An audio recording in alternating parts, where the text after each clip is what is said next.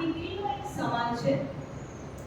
એ મને પૂછે છે બપોરે આપણે વચ્ચે બ્રેકમાં ગયા ત્યારે કે પવિત્ર આત્મા અલગ રીતે કામ કરે છે, ઈસુ ખ્રિસ્ત અલગ રીતે, પવિત્ર આત્મા અલગ રીતે, તો એ કે છે કે એ કેવી રીતના તમે સમજાવો ને? તો એનો આપણે અત્યારે જવાબ આપીશું. ઓકે, પ્રારંભમાં ઈશ્વરે આકાશ અને પૃથ્વી સર્જ્યા. પ્રારંભમાં ઈશ્વરે આકાશ અને પૃથ્વી સર્જ્યા. ઈશ્વર પિતાએ આકાશ અને પૃથ્વી સર્જ્યા. પૃથ્વી અસ્તવ્યસ્ત અને શૂન્ય હતી. પૃથ્વી અસ્તવ્યસ્ત, અવ્યવસ્થિત અને શૂન્ય હતી. કાંઈ હતું નહીં પૃથ્વી ઉપર. અને અગાધ જલરાશિ ઉપર અંધકાર છવાયેલો હતો.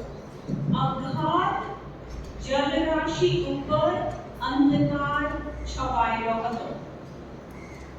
અગાધ જલરાશિ, જલરાશિ એટલે પાણી. આખી પૃથ્વી પર પાણી હતા, બધે અંધકાર હતો, ક્યાંય અજવાળું નહોતું.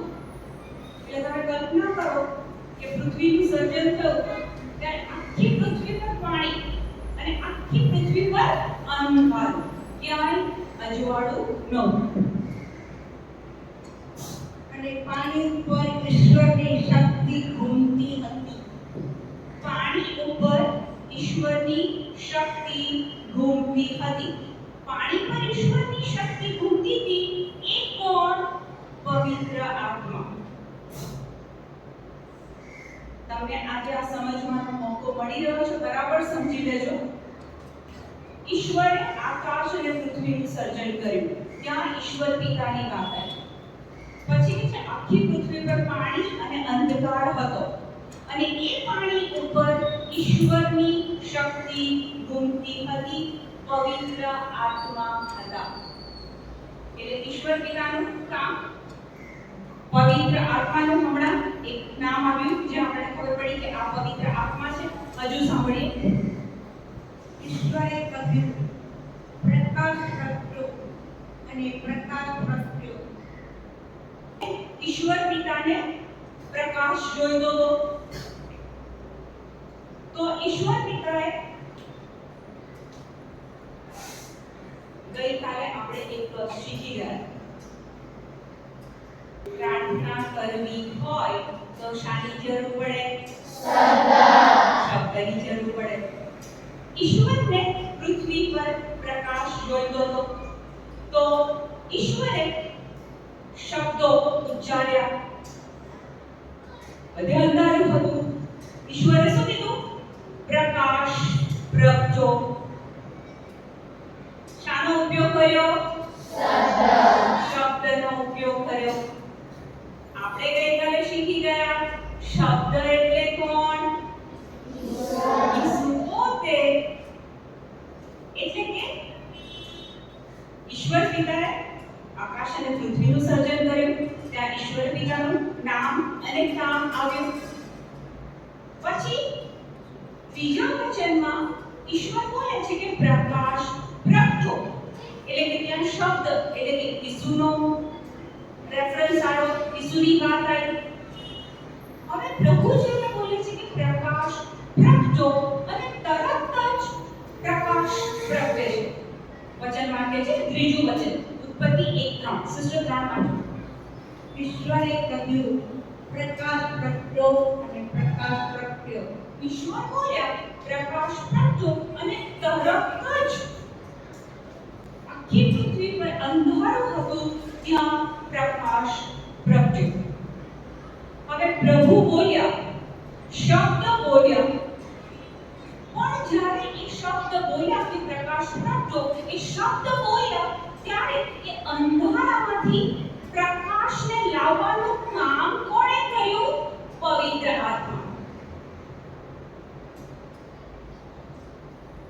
ઈશ્વર પિતા શબ્દ બોલે છે, પણ અંધકારમાંથી પ્રકાશ લાવવાનું કામ પવિત્ર આત્મા કરે છે. એટલે તમને ખ્યાલ આવે કે ઈશ્વર પિતા, પ્રભુ ઈસુ ખ્રિસ્ત અને પવિત્ર આત્મા.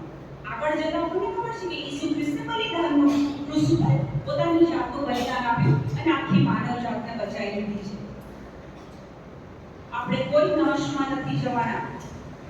હંમેશા એ સ્મરણમાં રાખજો કે તમારા માટે ઈસુએ બલિદાન આપ્યું છે, એટલે તમે નાશમાં નથી જવાના. તમે ઈશ્વરના બાળકો છો, એટલે ઈશ્વર સાથે સ્વર્ગમાં જ રહેવાના છો.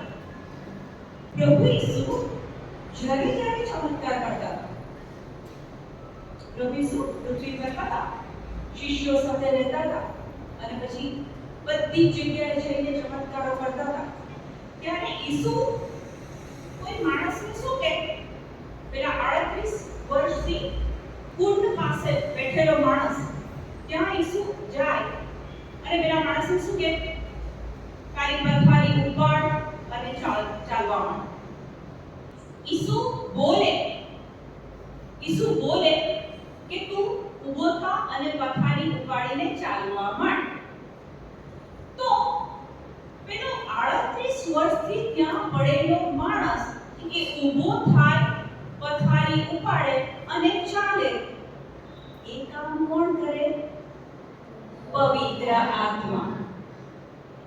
ઈસુ શું કહે? તું દેખતો થા. આંધળો હોય એને શું કહે? તું દેખતો થા. ત્યાં પવિત્ર આત્મા કામ કરે છે. એટલે ઈસુનું કામ આપણે બધું જ બાઇબલમાં વાંચીએ તો ખબર પડે. પવિત્ર આત્મા આ રીતે કામ કરે છે. બાપ્તિસ્માના દિવસે આપણને પવિત્ર આત્મા મળ્યા છે. આજે જો તમે પવિત્ર આત્માની પાસે મદદ માંગશો તો તમે તમારા જીવનમાં એ અનુભવ કરશો કે જેવું તમે પવિત્ર આત્માને કહેશો અને પવિત્ર આત્મા તમને એ બાબત માટે મદદ કરશે. તો પિતા, પુત્ર અને પવિત્ર આત્મા વિશે ખ્યાલ આવ્યો? થોડું ક્લિયર થયું?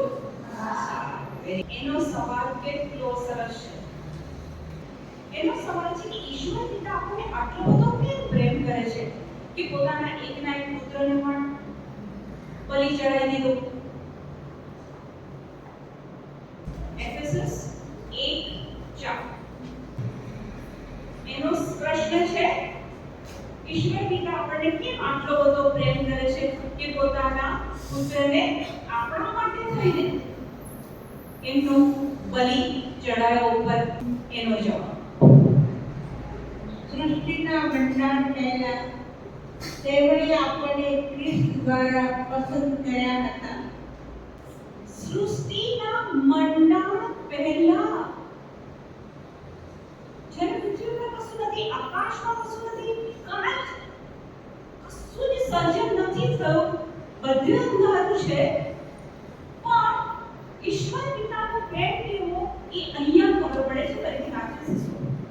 સૃષ્ટિના મંડાણ પહેલા તેમણે આપણને ખ્રિસ્ત દ્વારા પસંદ કર્યા હતા.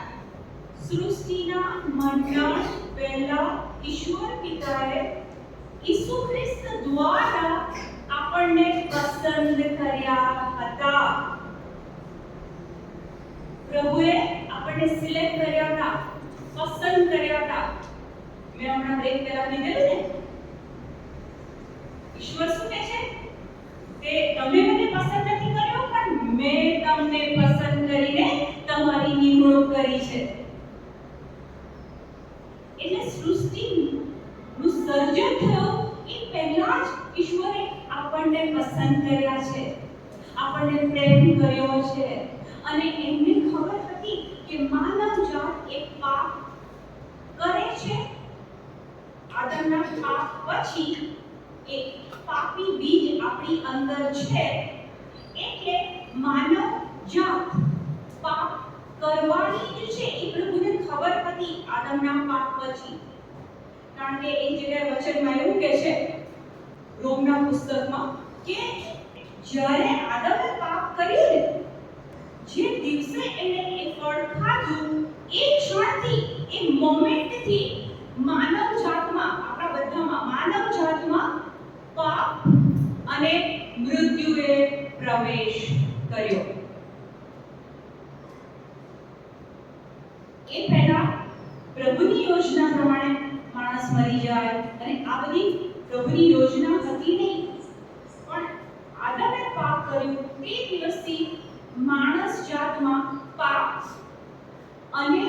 પ્રભુએ પ્રવેશ કર્યો. પ્રભુ આપણે ક્યાંથી પસંદ કરે છે?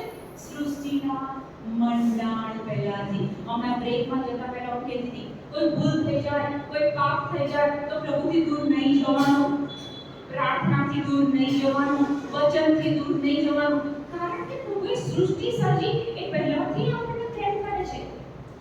આપણે તો પ્રભુની આંખની કીકી જેવા છીએ. પ્રભુથી જો તમે દૂર જાઓ તો પ્રભુને બિલકુલ ગમતું નથી. પ્રભુ કહે છે તમે મેલા ઘેલા જેવા છો તેવા મારા છો, હું તમને પ્રેમ કરું છું. ભૂલ થઈ જાય કશો વાંધો નહીં, પણ પ્રભુથી છૂટા પડવાનું નહીં. હવે મારા આજના મૂળ મુદ્દા પર હવે આવશે. બે સવાલમાં ખસી ખાસો સમય ગયો છે, પણ કશો વાંધો નહીં. ક્લિયર તો થયું ને?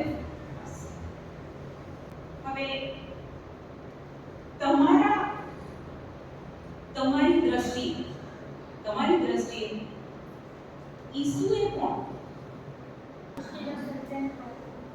ઓકે, સર્જનહાર, પછી વેરી નાઇસ બેટા, મુક્તિદાતા, પછી જીવનદાતા, મુક્તિદાતા, વેરી ગુડ, પછી તારણહાર, પછી હવે ઈસુ છે ને એકવાર 40 દિવસ અને 40 રાતના ઉપવાસ કરે છે, અને પછી શેતાન એમની કસોટી કરે છે.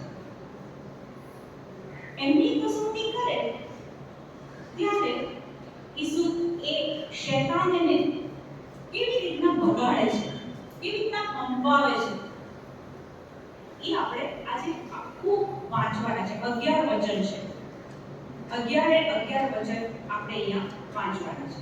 ઓકે, ઈસુ એ શેતાનને એ તલવારથી કેવી રીતના ભગાડે છે એ આપણે સાંભળીએ. પહેલું વચન. એ પછી શેતાન પોતાની કસોટી કરે એટલા માટે પવિત્ર આત્માને પેટ્યા ઈસુ રણમાં ગયા. 40 દિવસ અને 40 રાતના ઉપવાસ પછી તે ભૂખ્યા થયા. 40 દિવસ અને 40 રાતના ઉપવાસ પછી તે ઈસુ ભૂખ્યા થયા. ત્યારે કસોટી કરનારને આવીને તેમને કહ્યું, જો તું ઈશ્વરનો પુત્ર હો તો આ પથરાઓને રોટલા થઈ જવાનું કહે. પેલો શેતાન ઈસુને શું કહે છે? ઈસુ જ્યારે 40 દિવસના ઉપવાસ પછી આવે છે ત્યારે શેતાન શું કહે છે? જો તું ઈશ્વરનો પુત્ર હોય તો. એને શેતાને ઈસુને શું કરી? ચેલેન્જ કરી. કેવી ચેલેન્જ કરી? કે જો તું ઈશ્વરનો પુત્ર હોય તો. એટલે કે શેતાન ઈસુને જણાવે છે. ભૂખ તો ઓલરેડી લાગેલી હતી, અને એ જ વખતે એ કહે છે કે જો તો. ધેટ મીન્સ એનો અર્થ એવો હતો કે શેતાન ઈસુને હંફાવે છે, ચેલેન્જ આપે છે કે તું ઈશ્વરનો પુત્ર નથી. જો હોય તો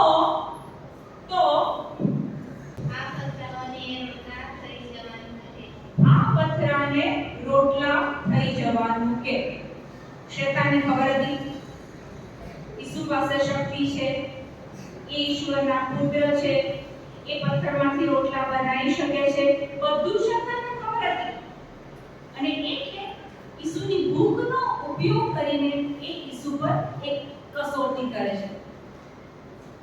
ઈસુનું જે આઈડેન્ટિટી કહેવાય ને, ઈસુ જે હતા એના ઉપર જ એક પ્રહાર કરે છે અને કહે છે જો તું ઈશ્વરનો પુત્ર હોય તો આ પથ્થરને રોટલા થઈ જવાનું કહે. ઈસુ પર કસોટી આવી. હવે ઈસુ પર કસોટી આવી તો એ કસોટીનો સામનો કેવી રીતના કરે છે એ સાંભળીએ આપણે. ઈસુએ જવાબ આપ્યો. ઈસુએ શેતાનને જવાબ આપ્યો. શાસ્ત્રમાં લખ્યું છે કે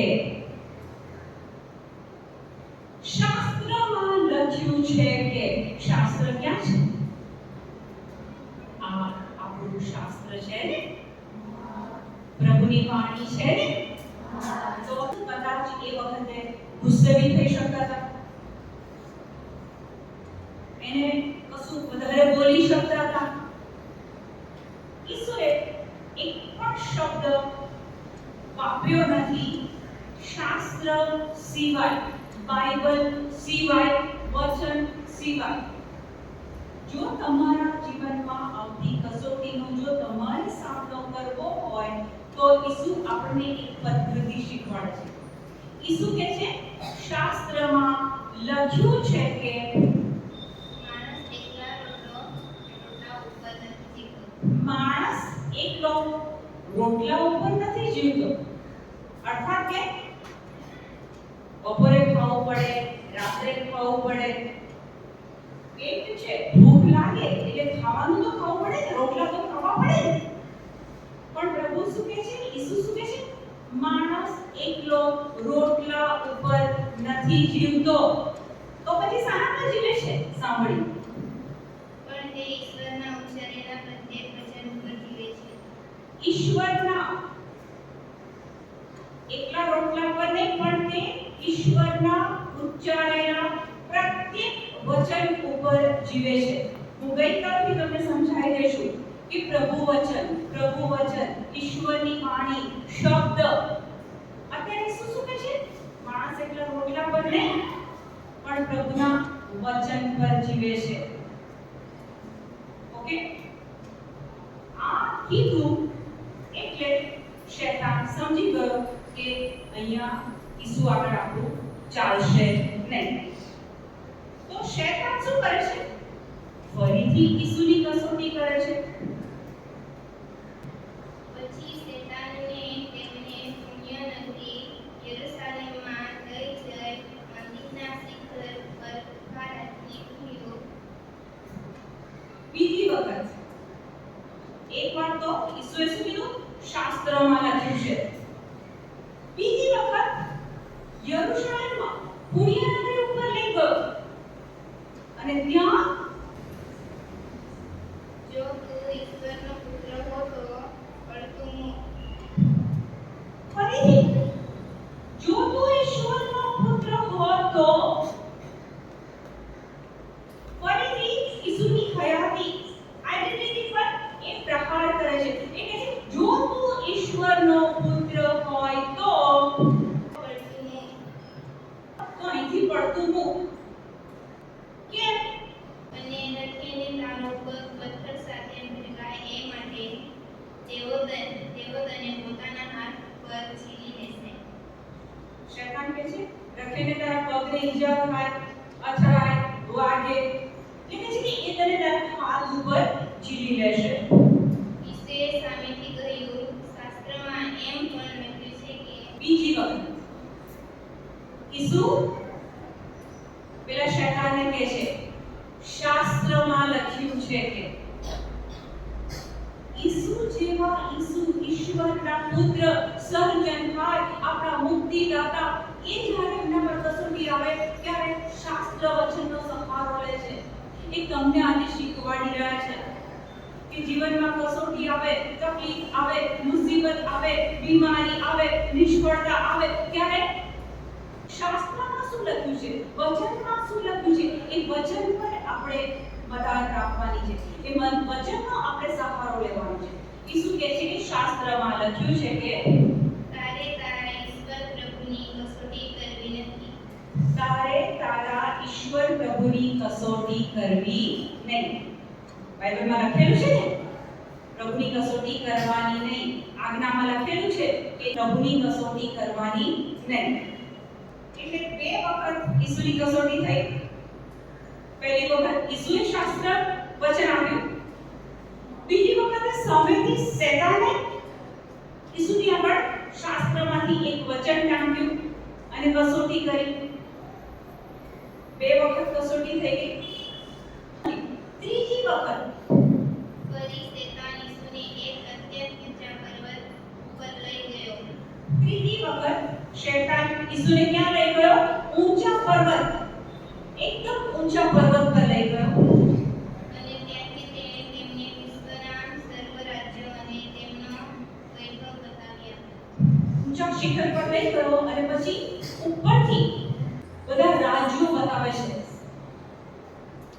વૈભવ બતાવે છે અને ઈસુને શું કહે છે? અને કહ્યું, તું જો મને પગે પડતો હો અને મારી પૂજા કરતો હોય તો આ બધું હું તને આપીશ. હવે કે છે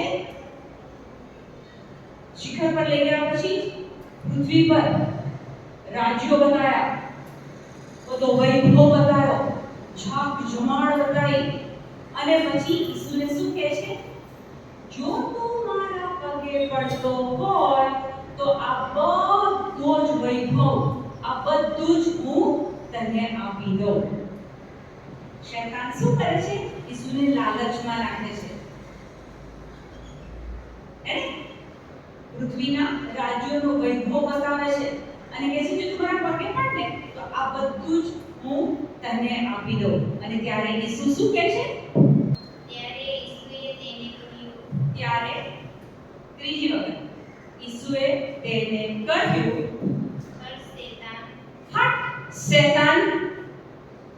ત્રીજી વખત ઈસુ સખત ગુસ્સે થઈ જાય છે અને શાસ્ત્ર વચન તો બોલે છે પણ શાસ્ત્ર વચન બોલતા પહેલા એ કહે છે હટ શૈતાન. શાસ્ત્રમાં લખ્યું છે કે ફરીથી શાસ્ત્રમાં લખ્યું છે ઈસુની કસોટી અને ઈસુ એક જ તલવાર શાસ્ત્રમાં લખ્યું છે કે તારે તારા ઈશ્વર પ્રભુની પૂજા કરવી અને તેની જ સેવા કરવી. તારે તારા ઈશ્વર પ્રભુની પૂજા કરવી, એની સેવા કરવી, એના સિવાય કોઈની સેવા પૂજા કરવી નહીં. દરેક કસોટીમાં ઈસુ એક જ બાબત પકડી રાખે છે, શાસ્ત્રમાં લખ્યું છે એના અનુસાર એ જવાબ આપે છે. આ પછી શૈતાન તેમને છોડીને ચાલ્યો ગયો. આ પછી શૈતાન એમને છોડીને ચાલ્યો ગયો. એટલે દેવદૂતો આવીને તેમની સેવા કરવા લાગ્યા. એટલે દેવદૂતો આવીને ઈસુની સેવા કરવા લાગ્યા. 3 વખત ઈસુની કસોટી થઈ અને 3 વખત ઈસુએ શાસ્ત્ર વચન કીધું. બરાબર? હવે લૂક 4:13 માં આમ બધી જાતની કસોટીઓ કરવાયા પછી શૈતાન ઈસુ પાસેથી ચાલ્યો ગયો અને બીજી તકની રાહ જોવા લાગ્યો. બીજી તકની રાહ જોવા માંડ્યો. 3 વાર કસોટી થઈ, 3 વાર ઈસુએ બેદહરી તલવાર શાસ્ત્ર વચનનો ઉપયોગ કર્યો. વચન શું કહે છે? શૈતાન ગયો પણ બીજી તકની રાહ જોવા લાગ્યો. એનો અર્થ એ થયો કે ઈસુ પ્રભુ જેવા પ્રભુની શૈતાન કસોટી કરે છે અને 3 વાર કર્યા પછી પણ વચન કહે છે કે બીજી તકની રાહ જોવા લાગ્યો. તો આપણે પૃથ્વી પર છીએ, આપણી બી કસોટી થઈ શકે છે. તમારા હાથમાં ફોન આવે છે, તમે ફોન ખોલો છો, YouTube ખોલો છો, પછી પ્રલોભન આવે છે. પાપ કેવી રીતના થાય છે ખબર છે? ઈસુ પર પ્રલોભન આવ્યું પણ ઈસુએ પાપ નહીં કર્યું. ઈસુ રોટલામાંથી પથ્થર બનાવી શકતા હતા પણ ઈસુએ નહીં કર્યું. પેલો કહે છે તું મારા પગે પડ, મારી પૂજા કર. ઈસુએ એને ચોખ્ખું કીધું કે ઈશ્વર સિવાય તારે કોઈની પૂજા કરવી નહીં. ઈસુ પાપ નથી કરતા. પ્રલોભન એમના પર બી આવ્યું પણ એમણે પાપ નહીં કર્યું. પ્રલોભન આપણા રોજબરોજના જીવનમાં પણ આવે છે. પાપ કેવી રીતના થાય? તો આદમ અને હેવાને પ્રભુએ કીધું કે આ ફળ નહીં ખાવાનું, બાકી જે ફળ ખાવા હોય તે ખાઓ. હવે પ્રલોભન, જેમ ઉત્પત્તિનો ગ્રંથ વાંચો તો તમને ખબર પડશે કે સાપ હેવા જોડે વાતચીત શરૂ કરે છે અને પછી હેવાની જોડે વાત કરીને પછી એને પૂછે છે કે તમે બધા ફળ ખાવાની કીધું કીધું છે, હા પાડી છે? તો કે હા, અમને બધા ફળ ખાવાને હા પાડી છે. તો કે તમે આ ફળ ખાવાની ના પાડી છે? સાપ હેવા જોડે વાત શરૂ કરે છે ત્યારે હેવા પણ સાપના પ્રશ્નોનો જવાબ આપે છે. જો ત્યાં જ હેવાએ કીધું હોત કે મારા પ્રભુએ ના પાડી છે, તું મને કોણ પૂછનાર? જજાઈ ગઈ. હેવાએ શું કર્યું? એ સાપની જોડે વાર્તાલાપ ચાલુ રાખ્યો. પછી ધીરે ધીરે પેલો સાપ હેવાને શું કહે છે? તને ખબર છે કેમ તને આ ફળ ખાવાની ના પાડી છે? જો તું આ ફળ ખાઈશ તો તું પ્રભુ જેવી થઈ જઈશ. પ્રલોભન આવ્યું? ઈસુને બી પેલો કહે છે, જો આ બધા રાજ્યો અને વૈભવ હું તને આપી દઈશ. ઈસુ કહે છે, શાસ્ત્રમાં લખ્યું છે. હેવા ની જોડે સાપ વાત કરે છે અને સાપ કહે છે કે જો તમે આ ખાશો તો તમે પ્રભુ જેવા થઈ જશો. ત્યાં પાપની શરૂઆત વિચારોથી થાય છે. પાપ રક્તપાત નથી થતું. અહીંયા વિચારોથી એની શરૂઆત થાય છે. એને વિચાર આવ્યો કે આ સાપ મને એવું કહે છે કે જો તમે ખાશો તો તમે પ્રભુ જેવા થઈ જશો. તો જો હું ખાઉં તો કેવું થાય? એના વિચારો અંદર શરૂ થાય. પછી તરત ને તરત પાપ નથી થયું. એ હેવા મનમાં વિચારો કરે છે અને પછી એ ઝાડ પાસે જાય છે. એ ફળને જોવે છે અને વર્ણન કહે છે એ ફળ કેવા હતા? લોભામણા, સુંદર, દેખાવમાં સુંદર. એટલે સાપે ઓલરેડી વાત કરેલી એને કે ખાશો તો પ્રભુ જેવા થશો. અને નજીક જઈને જોવે છે તો લોભામણા અને સુંદર ફળ હતા એ તો. એટલે હેવા એની તરફ આકર્ષાઈ ગઈ. તમને તમારા મમ્મી ને પપ્પા કહે છે કે આ ફોનને ખોલીશ નહીં, આ ફોનમાંથી YouTube ખોલીશ નહીં. તમારા માટે એ YouTube ખોલવું એ પ્રલોભન થઈ જાય છે. તમે મમ્મીને શું કહો છો? હા, નહીં જોવું. પણ મનમાં એક વિચાર ચાલે છે, મમ્મીએ ના પાડી, પપ્પાએ ના પાડી. જોવું તો કરી ખાલી YouTube. એને ક્લિક તો કરું. પછી YouTube ખુલે છે. પછી પહેલા સમાચાર આવે છે. પછી તમે જેમ જેમ ઉપર એને લેતા જાઓ છો ત્યાં એવી કોઈ બાબત આવે છે કે જે તમારા કામની નથી. પ્રભુની આજ્ઞા પ્રમાણે તમારે ત્યાં એ જોવાની જરૂર નથી. પણ પેલી હેવાને કહેવામાં આવ્યું હતું કે તું ખાઈશ તો પ્રભુ જેવી થઈ જઈશ. તમને પણ એ લાલચ લાગે છે કે મમ્મી ના પાડે છે, આમાં એવું તો શું છે, લાવ ને ખોલીને તો જો. અને તમે જો એ આગળ જુઓ છો, પ્રભુની આજ્ઞાની વિરુદ્ધની બાબતો જુઓ છો, સાંભળો છો, તો જેમ આદમ અને હેવાએ ફળ ખાધું, તરત જ પહેલા તો હેવાએ ખાધું, પછી હેવાએ પાછું આદમ પાસે લઈ જાય છે અને આદમને કહે છે કે જો આપણે આ ખાઈએ ને તો પ્રભુ જેવા થઈ જઈએ. એટલે આદમ પણ ભૂલી ગયો કે પ્રભુએ શું આજ્ઞા આપી. ઈસુ પર પ્રલોભન આપે છે ત્યારે ઈસુ કહે છે કે તારે તારા પ્રભુની કસોટી કરવાની નહીં, એક જ પ્રભુને ભજવાના. ઈસુ તો આપવા નથી પડતા, પણ આદમ હેવાની વાતમાં આવી જાય છે અને એ ફળ ખાય છે. આદમ અને હેવા જ્યારે ફળ ખાય છે તો સૌથી પહેલી બાબત કઈ બને છે? કોઈને ખ્યાલ છે? જેવું એ ફળ ખાય તો સૌથી પહેલી બાબત કઈ બને છે? એ લોકોની આંખો ઉઘડી જાય છે અને એ લોકો જુએ છે કે અમે તો નવવસ્ત્રા છીએ. હવે શું કરવું? આદમને ખ્યાલ આવી ગયો. જે પ્રભુએ નામ કીધેલું એ મેં કર્યું છે અને એના પરિણામ રૂપે હવે મારી આંખો આ જોઈ રહી છે. માનવ જાત પાછી કેવી? બપોરે મેં બ્રેકમાં જતા પહેલા કીધેલું, યહૂદાએ 30 સિક્કામાં ઈસુને વેચ્યા અને પછી એને પસ્તાવો થયો. એ આત્મહત્યા કરે છે. સંત પીટરે પાપ કર્યું, 3 વાર ઈસુનો નકાર કર્યો, પણ એ પસ્તાવો કરીને પ્રભુની પાસે પાછો આવે છે. હવે આદમ જ્યારે એની આંખો આ જુએ છે, એને ખબર પડે છે કે પ્રભુનો મહિમા મારા શરીર પરથી જતો રહ્યો. હવે શું કરે છે?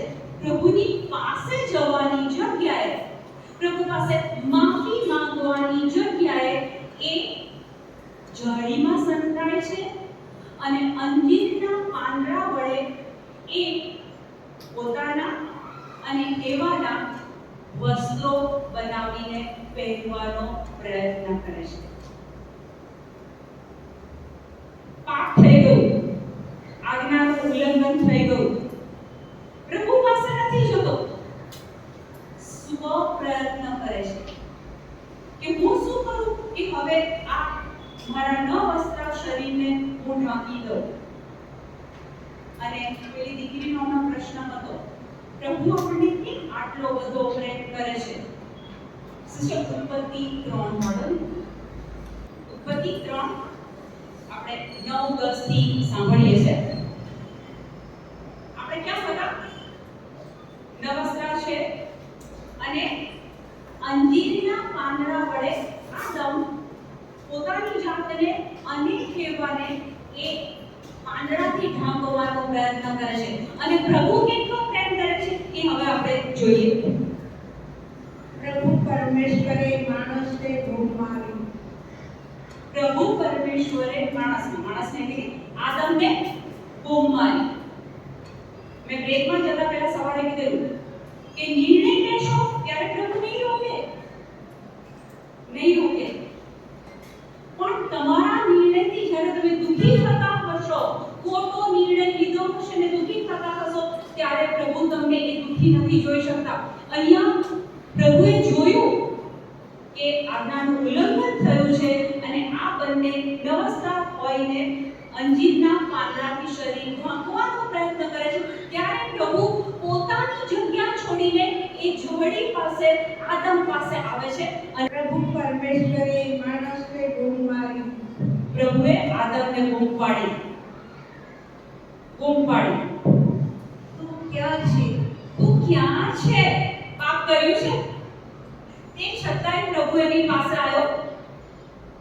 આ પ્રભુનો પ્રેમ છે. હું તમને સવારથી આ સમજાઈ રહી છું. ભૂલ થઈ જાય, કોઈ આપણાથી એવી બાબત બની જાય, પ્રભુથી છૂટા નહીં થવાનું. પ્રભુ એમની જગ્યા છોડીને આદમ પાસે આવે છે અને કહે છે તું ક્યાં છે? એટલે માણસ બોલ્યો, વાડીમાં તમારો પગરવ સાંભળીને હું ગભરાયો. પ્રભુ જ્યારે પૂછે છે કે તું ક્યાં છે, તો આદમ શું જવાબ આપે છે? વાડીમાં તમારો પગરવ સાંભળીને હું ગભરાયો. બાઇબલમાં પહેલી વખત અહીંયા આ શબ્દ આવે છે ગભરાયો. એ પહેલા આદમ કોઈ દિવસ ગભરાયો નહોતો. કેમ? કારણ કે એ હંમેશા પ્રભુ સાથે રહેતો હતો, પ્રભુની આજ્ઞામાં રહેતો હતો. પણ જ્યાં એણે આજ્ઞાનું ઉલ્લંઘન કર્યું અને જ્યારે પ્રભુ એની પાસે આવે છે ત્યારે એને પહેલી વખત ડર લાગે છે. જ્યારે ડર લાગે ત્યારે આત્મમંથન કરજો. ડર કેમ લાગે? કોઈ બાબત એવી બની છે જે પ્રભુના નિયમની વિરુદ્ધની હોય? આદમ કહે છે કે તમારો પગરવ મેં સાંભળ્યો અને હું ગભરાયો. પછી કારણ હું નવવસ્ત્ર હતો એટલે સંતાઈ ગયો. હું નવસ્ત્ર હતો એટલે હું સંતાઈ ગયો. પ્રભુ પરમેશ્વરે પૂછ્યું, પ્રભુ પરમેશ્વરે આદમને પૂછ્યું, તને કોણે કહ્યું કે તું નવવસ્ત્ર છે?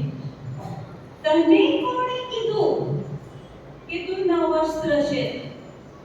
કારણ કે પ્રભુ જ્યારે આદમને બનાવ્યો હતો ત્યારે બાઇબલમાં એક શબ્દ આવે છે મહિમા.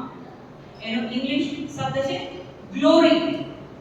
પ્રભુનો મહિમા એના શરીરને ઢાંકતો હતો. પ્રભુ કહે છે, તને કેવી રીતના ખબર પડી કે તું નવસ્ત્રો છે? જે ઝાડના ફળ ખાવાની મેં તને ના પાડી હતી તેના ફળ તે ખાધા તો નથી ને? પ્રશ્ન પૂછે છે પ્રભુ. જે ના પાડી હતી એ ખાધા તો નથી ને? પછી પ્રભુ પરમેશ્વરે તે સ્ત્રીને કહ્યું, તે આ શું કર્યું? સ્ત્રી બોલી, સાપે મને ભોળવી એટલે મેં ખાધા. પ્રભુ હેવાને પૂછે છે અને ત્યારે હેવા કહે છે, પેલા સાપે મને ભોળવી. આદમને પૂછે છે ત્યારે આદમ કહે છે, તમે પેલી જે મને વહુ આપી હતી ને એના લીધે મેં તો આ ફળ ખાધું. એટલે માણસ જાત પાપ કર્યા પછી પણ સ્વીકારતો નથી કે મારી ભૂલ થઈ છે. આના લીધે મેં કામ કર્યું. મારી બેનપણીએ મને કીધેલું કે આ જોવાનું છે. મારી બેનપણીએ કીધેલું કે મોબાઈલમાંથી આ જોવાનું છે. તેને કેમ કર્યું? માણસ જાત પોતાનો દોષ સ્વીકારતો નથી. એ નામનું જ આપણે છેલ્લું એક જ વચન લઈએ છીએ. આટલું પાપ થયા પછી આદમને પ્રભુ કહે છે ત્યારે આદમ કહે છે કે તમે હેવા આપી, એ હેવાએ મને ભોળ્યું. હેવાને પૂછે છે ત્યારે કહે છે કે પેલા સાપે મને ભોળવી. આટલી પ્રભુ સામે દલીલ થાય છે અને તોય પ્રભુ શું કરે છે જાણવું છે તમારે? 3:21. પછી પ્રભુ પરમેશ્વરે આદમ અને તેની વહુ માટે ચામડાના વસ્ત્રો બનાવ્યા અને તેમને પહેરાવ્યા. પ્રભુએ શું કર્યું? આદમ અને હેવાના શરીરને ઢાંકવા માટે ચામડાના વસ્ત્રો પહેરાવ્યા. એ વખતે પ્રભુએ એક ચામડાનું વસ્ત્ર બંને માટે તૈયાર કર્યું. ચામડાનું વસ્ત્ર. તો પ્રભુ ચામડું લાવ્યા ક્યાંથી? પ્રાણીનું ચામડું હોય ને? પ્રભુ એક પ્રાણી લાવ્યા ક્યાંથી? બેટા, આ પ્રભુનો પ્રેમ ફરીથી તને બીજું એક એક્ઝામ્પલ આપું કે આદમ અને હેવા તો અંજીરના પાંદડાથી ઢાંકવાનો પ્રયત્ન કરતા હતા. પાંદડું તો કાલે સુકાઈ જાય. પણ પ્રભુએ શું કર્યું? એક નિર્દોષ પ્રાણીનું બલિદાન લીધું. એ પ્રાણીમાંથી ચામડું લીધું અને આદમ અને હેવાને એક ચામડામાંથી વસ્ત્ર બનાવીને પહેરાવ્યા. અને આ જે વસ્ત્ર પહેરાયા, ચામડાના વસ્ત્ર પહેરાયા, એમના શરીરને ઢાંક્યા, એ શું ખબર છે? એ નિર્દોષ ઈસુને ક્રૂસ ઉપર ઈશ્વર પિતા બલિદાન લે છે અને એમના બલિદાનથી મને અને તમને મુક્તિના વસ્ત્રો પ્રભુએ પહેરાયા છે. આપણે પાપ કર્યું છે, આપણાથી પાપો થઈ જાય છે, આપણાથી ભૂલો થઈ જાય છે, પણ પ્રભુની નજર આપણા પાપો ઉપર નથી. પ્રભુ તમને એટલો પ્રેમ કરે છે કે પ્રભુ આપણા પાપો સામે નથી જોતા. આદમ અને હેવાના પાપ થયા પછી પણ એ પ્રભુ એમને ચામડાના વસ્ત્રો પહેરાવે છે. આ છે આપણા પ્રભુનો પ્રેમ. અને પછી જૂના કરારની આ બાબત. જૂનો કરાર એ પડછાયો છે. નવા કરારમાં જે બાબતો બનવાની હતી, ઈસુનું બલિદાન લેવાનું હતું, એ બલિદાન દ્વારા મને ને તમને મુક્તિ મળવાની હતી, એનો આ પડછાયો છે કે ચામડાના વસ્ત્રો પહેરાયા. કરે છે, પુષ્કળ પ્રેમ કરે છે. કદી પણ એવું ના વિચારતા કે પ્રભુ મારાથી નારાજ છે, આ ભૂલ થઈ ગઈ, પ્રભુ નારાજ છે. તમે જ્યારે ભૂલ કરશો ને ત્યારે પ્રભુ સામેથી તમારી પાસે આવે છે, કોઈ સિસ્ટરના રૂપમાં, કોઈ ફાધરના રૂપમાં, કોઈ વચનના રૂપમાં. પ્રભુ તમને મદદ કરશે, એ પાપમાંથી પ્રભુ તમને બહાર પાડશે, પ્રભુ એમના પ્રેમનો પુરાવો તમને આપશે. તમને મુક્તિ મળી ગઈ છે. આદમ અને હેવાના ચામડાના વસ્ત્રો એ મારા અને તમારા મુક્તિના વસ્ત્રો છે. આપણે મુક્તિ મળી ગઈ છે.